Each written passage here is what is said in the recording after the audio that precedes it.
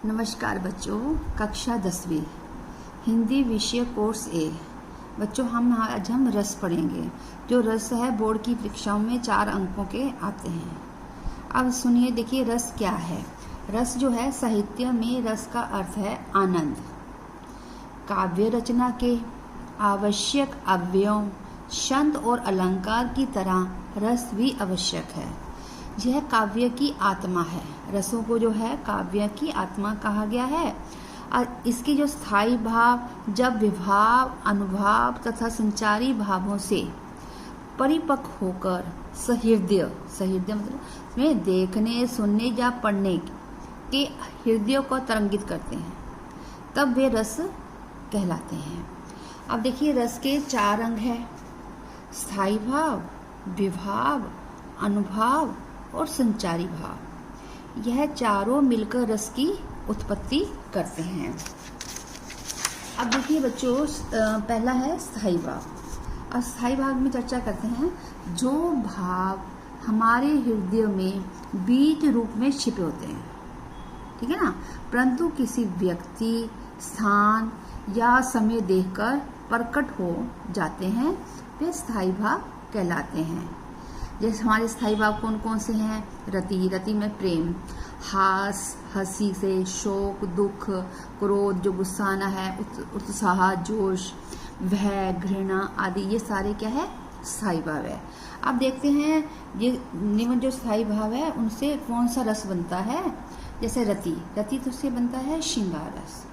और शोक में दुख से करुण, उत्साह से वीर, घृणा होती चीजें देख के तो विभस, निर्वेद शांत, हास्य जो होता है हास्य, क्रोध जो है रौद्र, भय से भयानक, विस्मय से अद्भुत, वत्सल से वात्सल्य, भगवत रसी से भक्ति का रस होता है।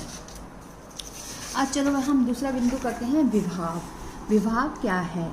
जिस व्यक्ति, वस्तु, स्थान एवं समय को देखकर स्थायी भाव जागृत या उद्दीपित हो जाते हैं, उन्हें विभाव कहते हैं। विभाव जो है हमारे 2 प्रकार के हैं, एक अलंबन और दूसरा क्या है? उद्दीपन।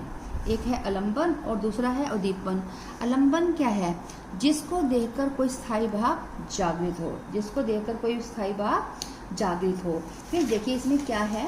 अलंबन जो है जिस पर भाव अलंबित रहता है, अर्थात जिस व्यक्ति या वस्तु के प्रति मन में रति आदि स्थायी भाव उत्पन्न होते हैं, उसे अलंबन विभाव कहते हैं। जिस व्यक्ति के मन में स्थायी भाव उत्पन्न होते हैं उसे आश्रय भी कहते हैं।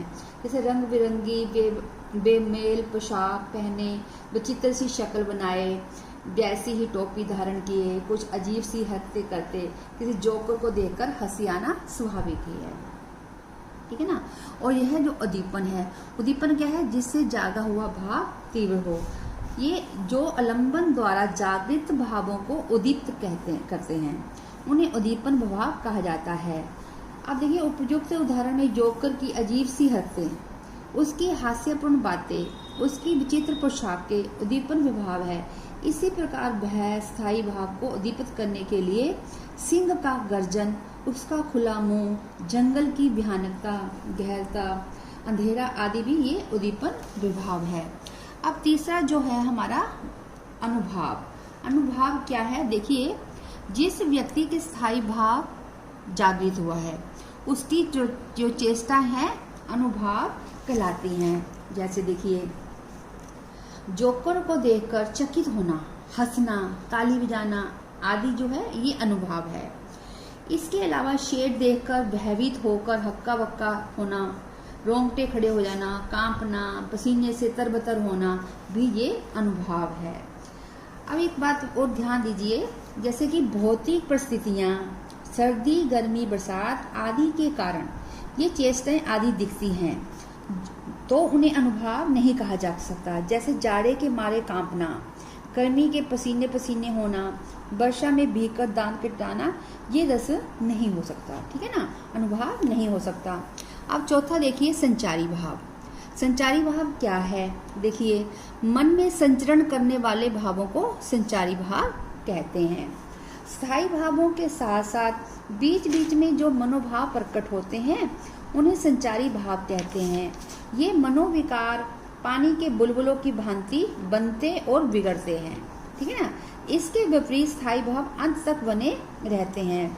प्रत्येक रस का स्थायी भाव तो निश्चित है, पर एक ही संचारी भाव अनेक रसों में हो सकता है। स्थायी भाव भी दूसरे रस में संचारी भाव हो जाते हैं, जैसे हास्य रस, स्थायी रस हास और श्रृंगार रस में भी संचारी भाव बन जाता है। संचारी भाव को हम व्यभिचारी भाव भी कहा जा सकता है। अब देखिए संचारी भाव कौन कौन से हैं, जैसे हर्ष, विषाद, लज्जा, ग्लानि, चिंता, मोह, गर्व, उत्सुकता, व्याग्रता, चपलता, दीनता, जड़ता, श्रम, आलस्य, स्मृति, स्पंद, मूर्छा, रोग इत्यादि, ठीक है ना। अब देखिए रस स्थायी भाव के उदाहरण कौन कौन से हैं, यानी कि स्थायी भाव के रस कौन कौन से हैं।